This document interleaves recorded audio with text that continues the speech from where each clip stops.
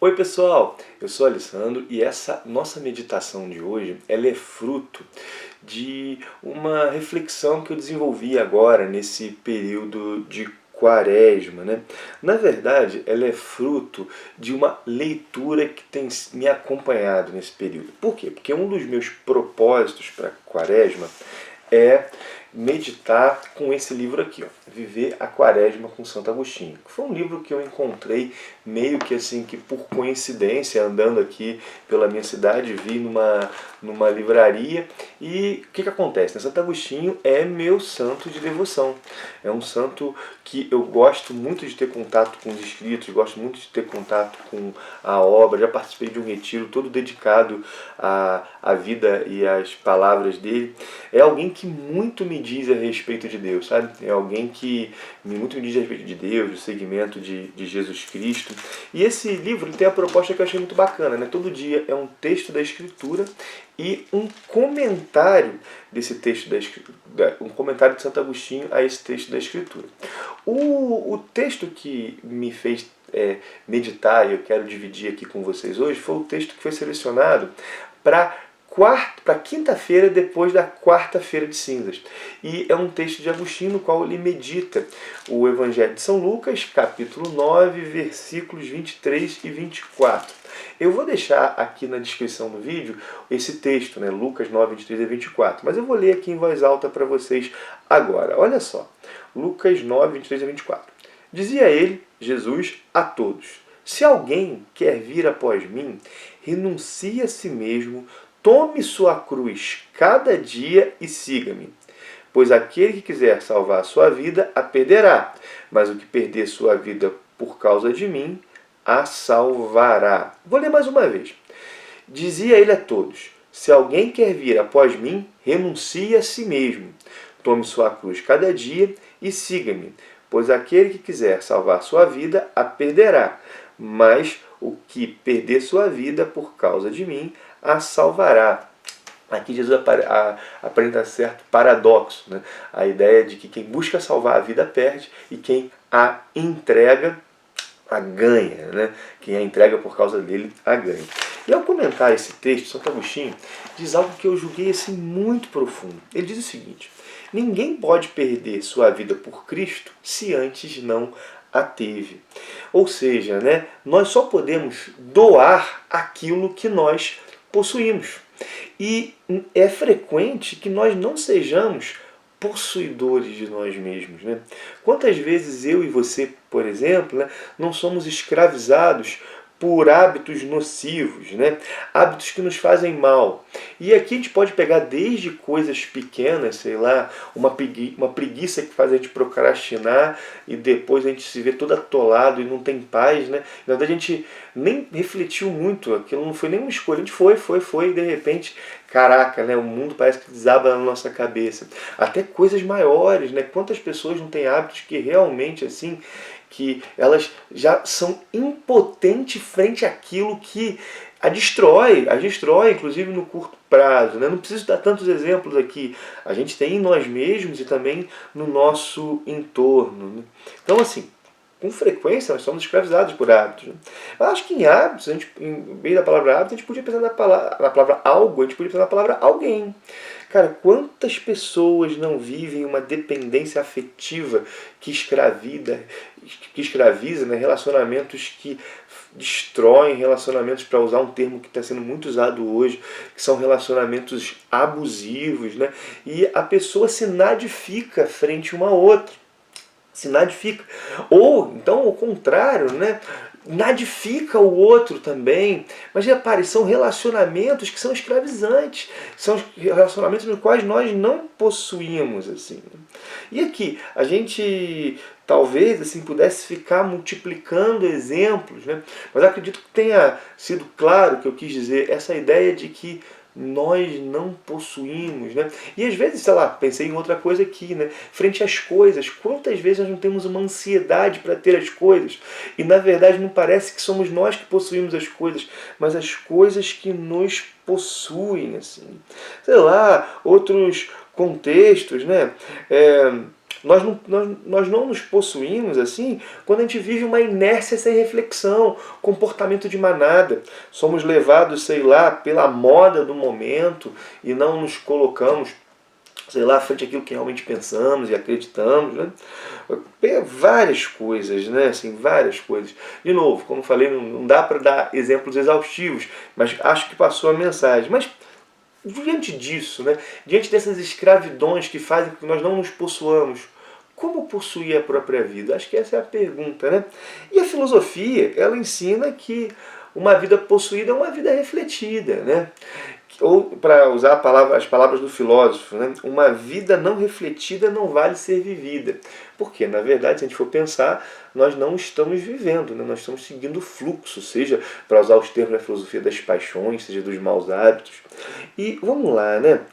Nesse sentido, pensar mais, pensar duas vezes antes de optar, ter a coragem de dizer não àquilo que nós julgamos errado, lutar contra tendências que nós temos, e todos temos tendências que nos dificultam e que a gente tem que lutar com certo vigor em relação a elas. Tudo isso faz parte desse possuir a si mesmo. Mas isso não é tudo. Santo Agostinho, nesse mesmo texto, ele vai dizer o seguinte, né? Antes de crer, você estava perdido. Agora encontrou a vida. Olha o que ele está dizendo, né? Nós encontramos a vida por meio da fé. Nós possuímos, vamos dizer assim, a vida por meio da fé. No encontro com Deus, nós encontramos e possuímos a nós mesmos, né? Pela graça de Deus, nós passamos a nos possuir. Isso é muito bacana, né? Porque ele está dizendo que Deus nos dá a vida, não só porque nos criou, ele nos dá a vida porque a partir dele nós encontramos liberdade. Nele nós encontramos liberdade. Liberdade de realmente escolher e de realmente viver a partir daquilo que nos realiza, né? E aí que está, nesse contexto que está, ou que ele vai trabalhar esse paradoxo, né? Desse perder para ganhar, né? Porque é essa vida ganha que é pedida. É essa vida ganha que nós devemos ofertar para ganhá-la. Olha, vamos lá. O que significa então esse perder a vida aqui no contexto do Evangelho? Ao meu ver, é entregá-la generosamente a Deus e aos irmãos, assim. E eu penso que essa entrega, ela não pode ser algo teórico, né? É a entrega do tempo, é a entrega dos bens, é a entrega das capacidades. Pensa comigo, minha gente. Deus permite que nós tenhamos várias coisas. Eu tenho, assim, várias coisas, né? Tenho um teto sobre a minha cabeça. Eu tenho, sei lá, tenho livros. Tô falando só de coisas materiais aqui, né? Tenho um emprego, né? E só que esse possuir, ele não pode ser só para mim. Ele não para em mim, né? Esse possuir é um chamado à entrega. Isso é um negócio que para nós cristãos é uma palavra que nos desafia, sabe? Porque por vezes, na verdade, nós nos relacionamos com Deus numa perspectiva do ganho. Na perspectiva do ganho. E Deus quer lidar conosco na perspectiva de que Ele se oferta, né? Mas que se oferta para que nós nos ofertemos, né? A Ele por meio uns dos outros, né? E aí a gente tem que pensar, né? Quanto das minhas coisas estão a serviço dos outros? Eu fiquei pensando muito fazer esse canal aqui, por exemplo. Realmente meu tempo é corrido, né? Mas eu falo, cara, poxa, o que eu estou fazendo para os outros, né? Tipo, o que eu estou fazendo para Deus? O que eu estou fazendo para Deus? Tem lá o meu trabalho na minha paróquia que é fundamental, mas será que eu não podia dar um pouquinho mais do meu tempo? E aí eu estou nessa tentativa. E diz, eu estou muito longe, assim, né? Eu estou muito longe.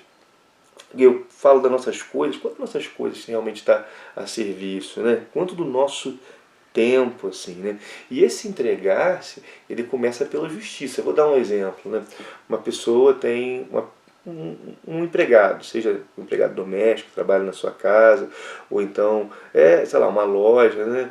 Eu penso que ofertar as coisas a Deus nesse contexto é pagar um salário digno a essa pessoa. E, sei lá, talvez possa ser num contexto, ter uma margem de lucro um pouco menor para ter uma entrega, um salário mais digno para os seus funcionários, isso é justiça, né? Mas falar, eu não sou dono de loja, também não sou, não tem nada disso, né? Mas, sei lá, né? A entrega do nosso tempo. Quem sabe, será que seu conhecimento está a serviço? E aqui eu estou dizendo saber várias coisas, né? Desde saber as ciências, desde conhecer as ciências, desde conhecer, sei lá, a própria língua, desde conhecer, sei lá, as coisas de Deus. Isso não para em nós, é para ser ofertado. É para ser ofertado, né? A entrega da vida é uma entrega em concreto, né? E tal como antes, né, é difícil num vídeo dar exemplo de exaustivos de entrega, mas é algo que ocorre no dia a dia, na tua casa, com os teus vizinhos, na tua paróquia, com as pessoas que você gosta e com as pessoas que você não gosta, que eu gosto e que eu não gosto, né? É se lembrar daquilo, né? Aquilo que São Paulo disse: tudo é vosso, mas vós sois de Cristo. Isso é forte, né? Tudo é vosso, mas vós sois de Cristo. E é nessa entrega, minha gente, é nessa entrega da vida que nós ganhamos, olha só, que mais uma vez nós ganhamos a vida. É nessa entrega da vida que um dia que nos foi dada, já 2 vezes, né? Foi dada ao sermos feitos e ao descobrirmos a fé e podermos nos possuir, que ganhamos uma vida ainda maior, né? Que a gente está falando aqui, claro, da vida eterna, mas uma vida eterna que já nos toca nessa realidade agora, né? Ao entregá-la, vivemos já de modo mais pleno e realizado. Isso, gente, é ponto, né? É importante isso. E isso é desafiante, assim, né? Mas deve ser um projeto para mim e para você. Um projeto de possuir-se para entregar-se. E é isso, né? Nesse contexto de possuir-se para entregar-se, nas nossas micro-relações, nós servimos ao próximo, nós glorificamos a Deus, né? Nós glorificamos a Deus e é bonito, né? Porque nisso nós vivemos mais, vivemos uma vida mais plena. E eu quero encerrar contando uma breve história, e eu vou deixar uma música aqui também na descrição do vídeo, link para uma música. Escuta essa música, vai ajudar você, pode ajudar você a rezar, né? Mas a breve história é a seguinte: um dia havia um homem pobre, né? Um homem muito pobre, e esse homem ele morava numa choupana, um barraquinho, e ele possuía, o seu último bem era uma bisnaga, um pedaço de pão apodrecido. E esse homem descobriu que o rei ia passar naquela região. E ele falou, cara, hoje eu tenho que falar com o rei, né? Eu tenho que, minha vida, olha como é que a minha vida tá, não pode ser assim. E ele, ao saber disso, ele se colocou no caminho pelo qual ele sabia que o rei ia passar. E ficou lá com aquele pedaço de pão podre, se alimentando, comendo pouco, né? E bom, em determinado momento o rei vinha ao longe, aquele séquito todo à frente, carruagens, e ele se colocou à beira do caminho, segurando aquele pedaço de pão podre. E quando o rei passou perto dele, a carruagem do rei abriu, o rei desceu, o rei se dirige a ele e pede: me dá alguma coisa, me oferta alguma coisa. E ele olha para o rei meio estarrecido, ele precisava de algo, né? E o rei o pedia, e aquele dia ele pegou um pedacinho pequeno do pão podre e deu para o rei. Bom, o rei foi embora, ele voltou desiludido pela sua choupana, com menos esperança do que quando ele tinha saído, porque antes ele tinha esperança do encontro com o rei e solucionar a vida dele. Ele havia encontrado o rei e nada havia mudado. Bom, nesse mesmo dia, mais tarde, um soldado bate à porta dele e entrega a ele um pedaço de ouro do exato tamanho do pedaço de pão podre que ele deu. E aí, minha gente, hoje é essa entrega que Deus nos chama, né? Às vezes nós somos lotados de defeitos, temos um coração cheio de mágoas, cheio de egoísmo, cheio de vaidades, né? Mas começa nessa entrega ao Senhor, né? É na entrega, é quem dá a sua vida. Por causa de mim, diz Jesus, ganha a vida. E quem busca guardá-la, a perde, né? Então, só que essa entrega do coração, ela se dá no concreto do cotidiano, não é algo abstrato. Bom, minha gente, essa é a minha partilha de hoje. Ficamos por aqui e que Deus nos abençoe.